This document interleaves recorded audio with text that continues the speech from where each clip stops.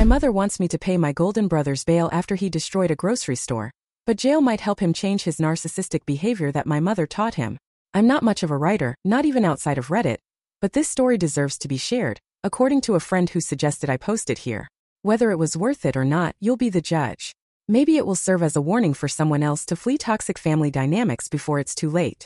Let me start by giving you a little context about my childhood.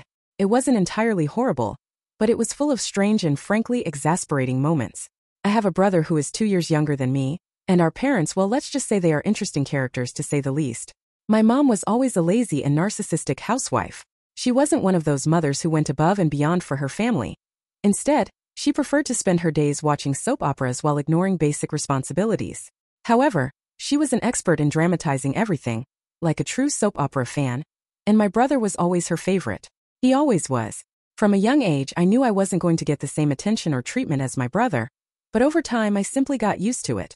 While he was spoiled and allowed to do whatever he wanted, I was expected to do twice as much just for existing. But the most ironic part is that even though I did most of the chores, it was never enough for my mother. The perfect example of how things were happened when I was about 14 years old. One afternoon, my dad came home after work, exhausted as usual, and noticed the kitchen was a mess. The dishes were piled up, there were food scraps on the table, and the trash was about to overflow. My mom, as usual, was sitting on the couch watching some dramatic soap opera.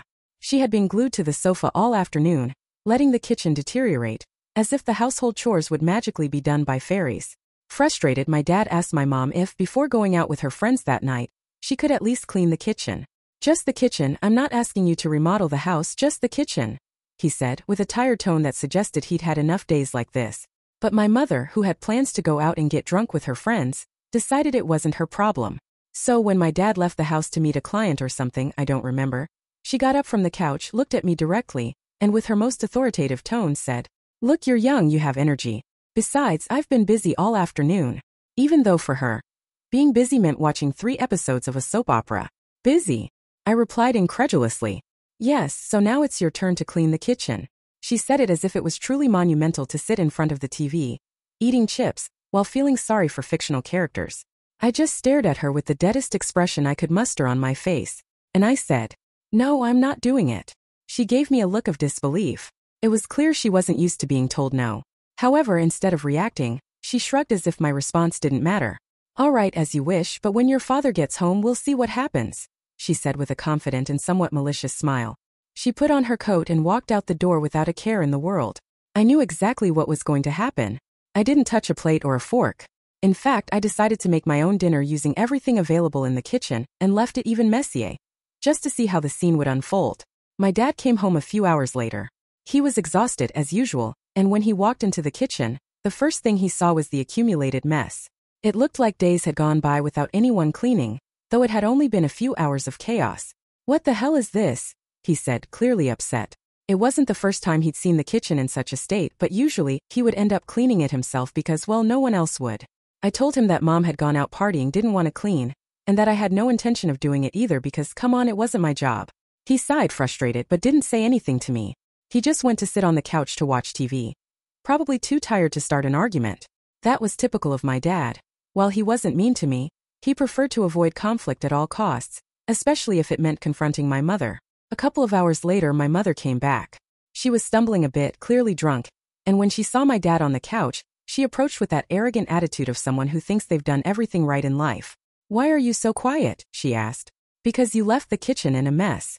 And you also ordered OP to clean when you were the one who should have done something around here," he replied, pretty calmly for the situation. My mom's expression changed instantly. From that air of superiority, she switched to soap opera level drama in a second. "Me? Are you blaming me for not cleaning the kitchen when your daughter refused to do it? What kind of wife do you think I am for you to speak to me like this?" And that's when the argument exploded. They said things that probably shouldn't be repeated here. The funniest thing was that, despite me being clearly in the middle of all this, I simply went to my room and started reading a book, listening to the shouting in the background as if it were the soundtrack of my everyday life. The next morning, as expected, my mother was furious with me. She confronted me as soon as she saw me leave my room. "I can't believe you made me look bad like that. You knew perfectly well that you had to clean the kitchen." "No, Mom, I told you I wasn't going to do it. You just assumed I would, but I never said yes," I responded calmly. My mother seemed unable to process what I was saying. It was as if the possibility of someone refusing to follow her orders didn't exist in her world. "But I'm your mother," she screamed. "And that doesn't give you the right to force me to do things you don't want to do yourself," I said, and I walked away. That was one of the key moments in my life when I realized I didn't always have to give in, not even to the emotional manipulation of my own mother. Now, about my brother, he was another lost cause. From a young age, he was always the golden boy, at least in my mother's eyes. Everything he did was right, and if it wasn't, it was simply ignored. His tantrums were epic, of such magnitude that they should have been studied scientifically. I remember one time when my mom made him a peanut butter sandwich, but she used the bread he didn't like. Instead of just saying he didn't want to eat it, he threw a monumental tantrum. He threw himself on the floor, crying, kicking, and screaming that he wanted the other bread. And let's be clear, he wasn't 3 years old, he was about 10 at the time or something like that. And what did my mom do? She made him another sandwich.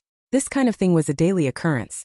Another time, at a neighbor's birthday party, my brother got angry because he wasn't given the first slice of cake. Even though he got one the same size, it wasn't the first slice, which was from the end, and for some strange reason that was his favorite part. That was enough for him to make a scene worthy of a soap opera episode. He spent half an hour screaming until the birthday kid's mom decided to give him a bigger slice just to make him stop.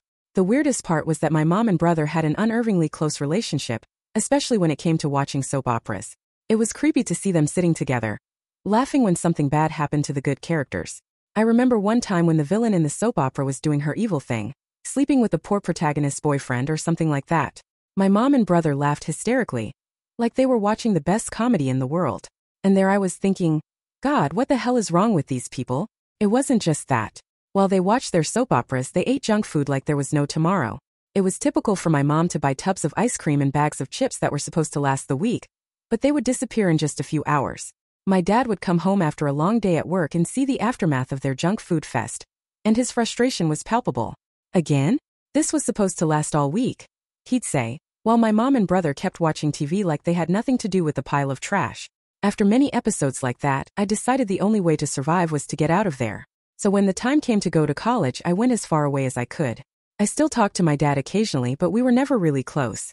He was always too busy with work, and although he didn't treat me badly, he never did much to support me when he saw the emotional abuse I endured from my mom and brother. With my mom and brother, I cut off all contact. First, because I didn't want anything to do with them, and second, because they didn't make any effort to maintain a relationship with me either. Apparently, once I left, my mom found the perfect accomplice in my brother, and they didn't need me at all. Now I live in another city in the state, and although my life isn't perfect, I have a good job that I enjoy and get paid decently for doing it. I'm not complaining. I've learned to enjoy my own company and leave behind the wounds of the past. But a few weeks ago, the universe decided to play a cruel joke on me. I was thinking about my mom and brother, wondering how they were, when suddenly I got a call from my mother after years of not speaking. She didn't even ask how I was or what had happened in my life all this time. No, that would have been too kind. She went straight to the point. "Hey, I need you to pay your brother's bail." I stayed silent for a few seconds, trying to process what I had just heard. "What?" "Yeah, your brother is in jail and we need you to pay the bail. We know you have money." My dad had probably told her that I had a decent job, and in her mind that meant I was now some kind of ATM. It turns out that my brother, at 22 years old, was still living with my parents, having done nothing with his life. No university, no job, nothing. He just spent his days watching soap operas with my mom like always. Apparently, a few days ago, they didn't have enough sugar to sit like amoebas in front of the TV all afternoon. So my mom gave my brother some money to go buy a few things from the nearest store. She gave him a list of items but also gave him a little extra money so he could get himself something if he wanted. The problem was that when he got to the checkout, he went over the budget by buying an expensive chocolate bar. When the cashier told him he didn't have enough money, he refused to leave the chocolate behind, and they started arguing with a huge line of people waiting behind him. Finally, in a fit of frustration, he decided to put the chocolate back on the shelf, but not before knocking over several items and breaking some things in the process. The store manager, fed up, called the police and my brother was arrested. Now they had to pay $2,000 in bail to get him out of jail. Of course, my mother didn't want to spend her own money or find a job to pay for it, and my dad, in a surprising show of firmness, told her that if she wanted to get her golden boy out of jail, though he didn't use those words, she'd have to sell some of her things or find a job. And here I was, years after having distanced myself from all that chaos, receiving a call asking me to fix the problem. "I'm not paying it, Mom," I told her. My mom, angry, started yelling about how it was my responsibility to help my brother, but I simply hung up. I'm not paying a single cent for him, nor do I plan to get involved in that madness again.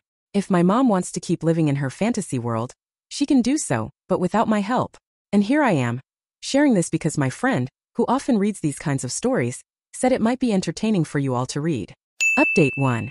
I didn't know you could make updates. I didn't even know what they were. But my friend told me it's common when more things keep happening to the person in the story. So here I am. I hope this is the right place for it. To start, I'll tell you that a couple of days ago, I finally spoke with my dad. I was a bit hesitant to do so because, to be honest, our relationship has never been particularly close. However, I was curious to know how in the world my brother had ended up like this and why my mother was still his number one accomplice in all of it. I called my dad, and to my surprise, he was much more willing to talk about the issue than I expected. I guess, being in the middle of this mess, he needed to vent to someone who wasn't my mom. The conversation went something like this. Me. Dad, why didn't you tell me anything about what's been going on? I found out about all this because Mom decided to call me and ask for money, like I'm her secret savings account. Dad. I didn't think you'd be interested. I know how you feel about your mother and your brother, and I didn't want to get you involved. Besides, honestly, I didn't want to get involved more than necessary either. For a moment, I thought about telling him that his strategy of not getting involved probably made things worse, but it wasn't worth starting that argument. So I kept listening. My dad explained that my mother still hadn't found a way to pay the bail, and as expected, she refused to sell any of her things to help my brother. Because, of course, how could she part with her handbag collection or her ridiculous porcelain cabinet that no one touches but just sits there gathering dust? Priorities, right? But here's where it gets really interesting. It turns out the reason my brother still doesn't have his own card at 22 years old and continues to depend on my mother to give him money like he's a little kid has an entire backstory. And it's as funny as it is depressing. According to my dad, when my brother turned 18, he and my mom thought it was time for him to have a bit more financial independence. So they decided to give him a credit card so he could manage his own money. What did my brother do with his newfound financial freedom? He spent $500 in a single day at a sneaker store. Naturally, my dad was furious. So he took the card away immediately and told him that if he wanted money from then on, he'd have to ask my mom for it.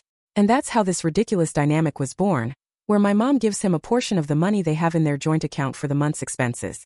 But as you might imagine, they're not exactly good at managing money. By the 10th of the month, they've practically spent it all on junk food and who knows what else. Now, with my brother in jail and the $2,000 bail still pending, the account is practically empty, and my dad has flat out refused to give them more money. In fact, he went further and told me he's decided not to deposit anything into that account next month, just to make sure my mom doesn't use it to pay the bail. Apparently, my mom has a credit card, but, and this shouldn't surprise me, it's already maxed out. Not a single cent more can be taken from it. Meanwhile, I was listening to all this with a mix of disbelief and laughter. It was like watching one of those especially dramatic episodes of the soap operas my mom and brother love so much, but the difference was that this was my life, or well, the life around me, though I've kept myself as far away from it as possible. And now comes the part that's funnier for you than for me. It turns out that, as if my mother's initial call asking for money wasn't enough, she decided to call me again. But at least this time she changed her approach. Instead of demanding money like the first time, she tried to be a bit more, let's say, diplomatic. Which, coming from my mother, was pretty comical. The conversation started with her trying to sound calm and reasonable. I say trying because I could sense the forced tone in her voice. After a couple of minutes of irrelevant conversation, she finally got to what she wanted to say. Mom. Look, sweetie, I understand that maybe I rushed a bit the first time in asking for your help, but you need to understand that your brother doesn't deserve to be in jail over something so small. You know how he is. He was just frustrated and didn't think about the consequences. Me. I understand, Mom. What I'm asking you for is a small loan, nothing more. I promise I'll pay you back over time. I just need you to pay the bail, and I'll pay you back as soon as I can. Now, let's remember that this is the same woman who treated me like a maid for years while giving everything to my brother. So, as you can imagine, I wasn't exactly inclined to give in. Me trying to hold back laughter. Pay me back over time? With what? Because I don't know if you've noticed, but neither of you has any real income. Mom. That's not fair. You know things have been tough, but I always find a way. Me unable to resist making a sarcastic comment. Yeah, sure. Well, maybe your son needs to spend some time behind bars to unlearn all the great, quote-unquote education you've given him.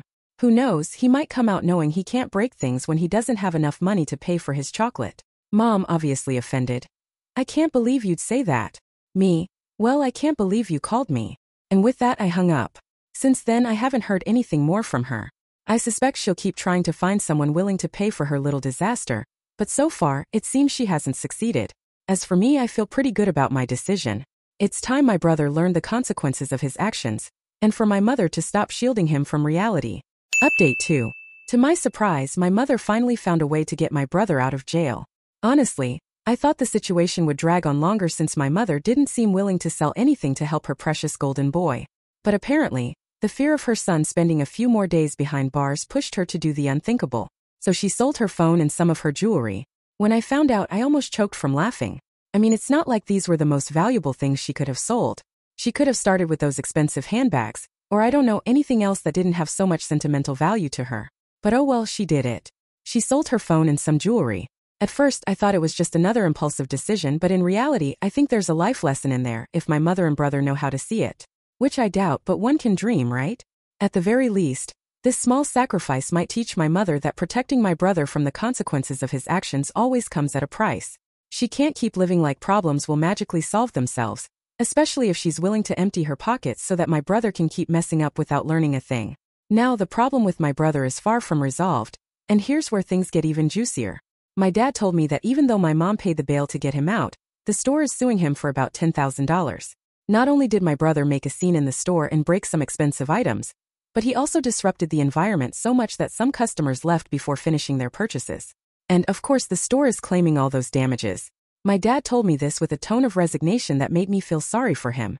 He said he doesn't know how my brother is going to pay for all this, or if my mother is going to try selling more things to help him, but he's made it clear that he won't be paying a cent. And honestly, I don't blame him. My dad has been, as I said before, somewhat absent in all this, but even he has a limit, and it seems he's finally reached it. I asked my dad if all this mess had at least taught my brother a lesson. Maybe, I thought, the fact that he had been in jail for a few days and was now facing a lawsuit had given him a good dose of reality. But apparently, my brother hasn't learned anything from this. My dad told me that as soon as he got home, my brother went right back to his old routine of spending all day watching soap operas with my mother. It's as if nothing had happened. As if the last few days were just a small interruption in their endless marathon of dramas and fictional characters. At this point, I don't know whether to laugh or cry. My brother has once again shown himself to be the same spoiled brat as always, and my mother remains his biggest enabler. They both seem to have returned to their little bubble, ignoring the fact that the store is still demanding $10,000 in compensation, and that real life isn't a soap opera where everything magically resolves itself. My dad, on the other hand, finally seems to be waking up. He told me something that surprised me, not so much because of the decision, but because it took him so long to come to this conclusion. It's time to kick my brother out of the house. Apparently, after seeing how he's grown, or rather hasn't grown, and after the store disaster, my dad realized that keeping him at home has only turned him into a dysfunctional adult. He told me something that surprised me. I didn't get too involved in what was happening at home because I was always working and only came home to sleep. I thought bringing in money would solve everything, but I was horribly wrong. I've always thought that if my dad had been more present, if he had been firmer, maybe my brother wouldn't have turned out to be the mess he is today. But don't get me wrong, this isn't just my dad's fault. My mother is the main culprit for creating the monster that is my brother, but my dad also has his share of responsibility for standing by. However, hearing him admit his mistake was a small ray of hope. I told him, "Well, Dad, it's about time you realize this. Better late than never." He agreed. Apparently, he's planning to talk to my mom about the need for my brother to take responsibility for his life and move out of the house. I don't know how my mother is going to react to that idea. I'm sure she'll fight it tooth and nail because if there's one thing that's certain in all this, it's that my mother doesn't know how to live without having my brother around. It's like she feeds off his presence. I think part of her enjoys having someone so dependent on her.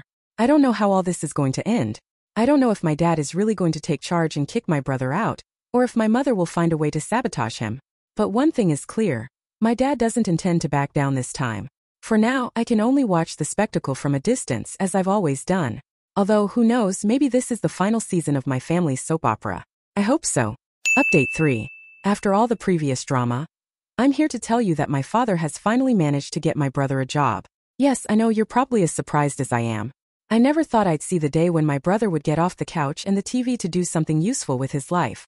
But it seems that when faced with the possibility of sleeping on the street, even the family's golden boy can wake from his slumber. It turns out that after my dad's epiphany about how dysfunctional he had allowed my brother to become, he decided it was time to take action.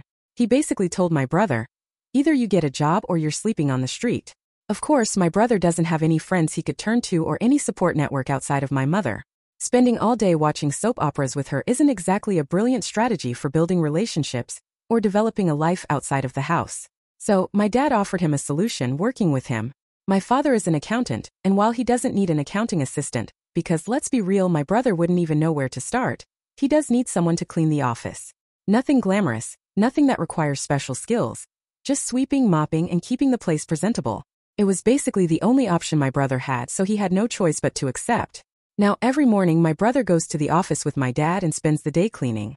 The funniest part of all this is that my mother protested at first. Apparently in 2 weeks, the new seasons of 2 soap operas she and my brother have been eagerly waiting for are starting. And of course, she couldn't imagine the idea of her son not being home to watch them together, as they are the ultimate marathon watching companions. So, in her classic style, my mother tried to convince my father to let my brother stay home to watch the soap operas.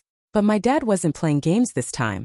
He told her that if she was so worried about her son missing out on the soap operas, she could go clean the office in his place. You should have seen my mother's face when she heard that.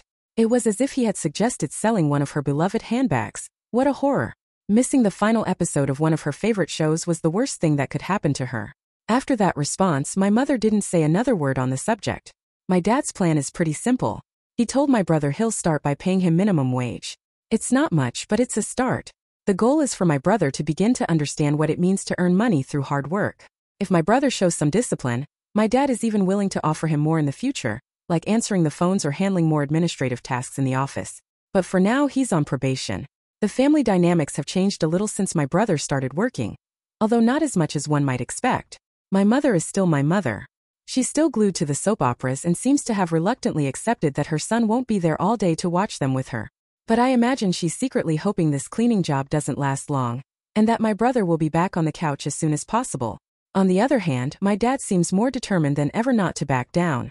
I think he's truly had an awakening after the whole store disaster and the $10,000 lawsuit. We still don't know how my brother is going to pay that amount, but at least for now, he's starting to do something with his life no matter how small.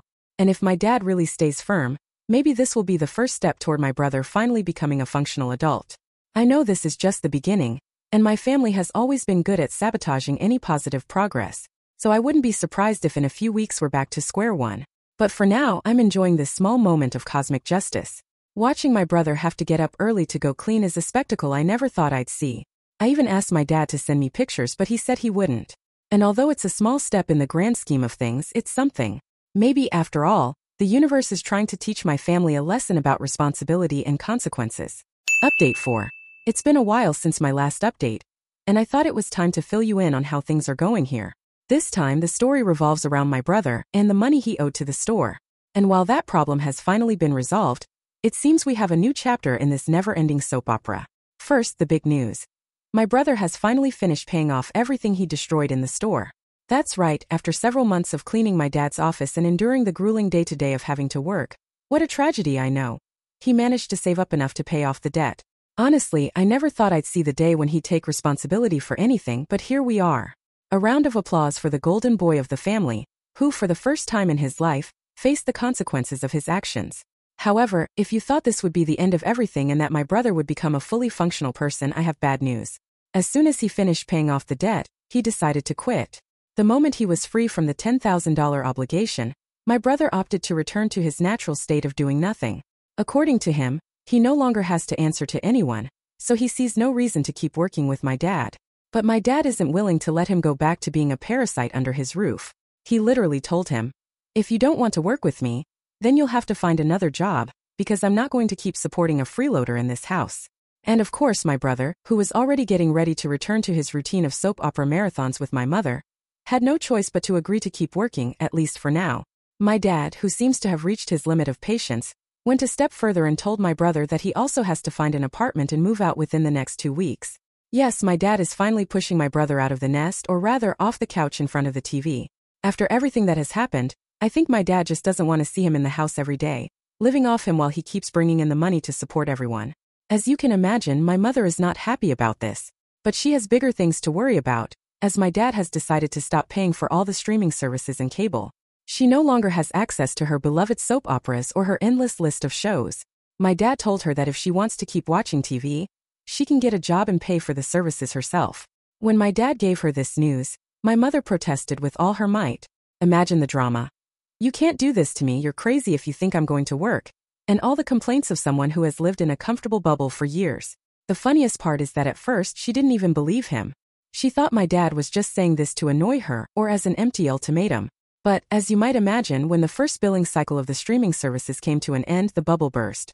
My mother tried to watch one of her favorite shows and surprise, the account no longer worked. I don't know exactly how it happened, but I can imagine her standing in front of the TV, remote in hand, pressing button after button, probably panicking as she realized she couldn't watch her soaps. And then, of course, the inevitable moment when she realized my dad was serious. I'm sure it was a scene worthy of one of the soap operas she loves so much. I can picture her yelling a dramatic "no," with tears in her eyes, as she stared at the blank screen. Honestly, I would have paid to see that moment live, but I'm content just knowing it happened. If she wants to keep watching TV, she'll have to pay for it, and to do that she'll have to get a job. This, of course, has led to a series of protests that will probably continue for some time, but my dad seems determined to stand his ground. And after years of being the one who supported everything without question, it seems he's finally ready to change things. As for my brother, he still hasn't moved out, but my dad is insisting that he do so as soon as possible. He's given him a 2-week deadline, and although my brother isn't exactly thrilled about the idea of finding a place of his own, it looks like he has no other choice. He's looking for an apartment, or at least that's what he says, but honestly I don't know if he really has any idea how to handle all this. Living on your own requires a lot more than cleaning an office a few times a week, but it seems he's about to find that out. So, after months of apparent calm, the chaos is back in full force, and the family remains a circus. Update 5. My brother has finally moved out. After weeks of pressure from my dad and with the deadline looming, he packed his things and found a place of his own. I won't lie, I never thought I'd see the day he'd move out, let alone in such a definitive way, but here we are.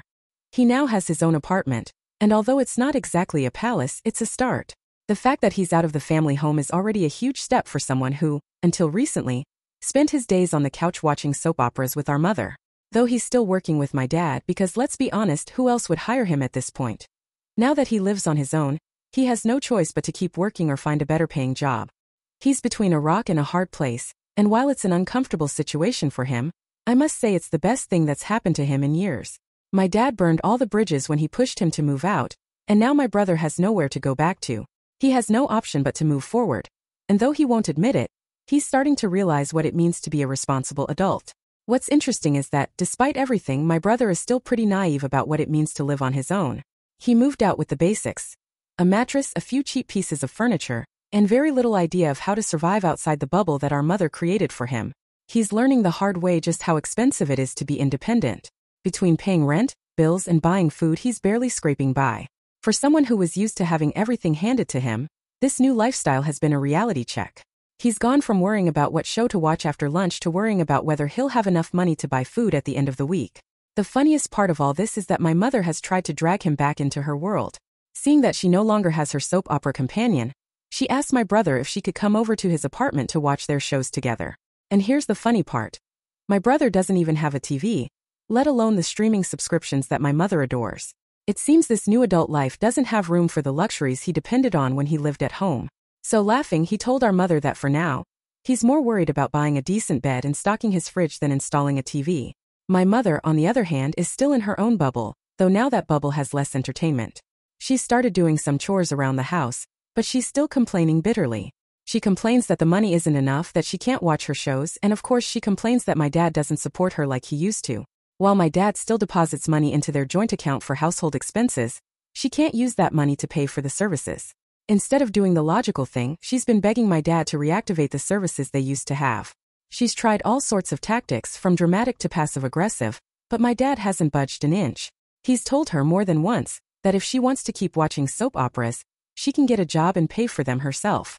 For the first time, it seems that both my brother and my mother are being forced to face reality. If something else worth updating happens, which honestly I'm almost certain it will, I'll be back to tell you about it.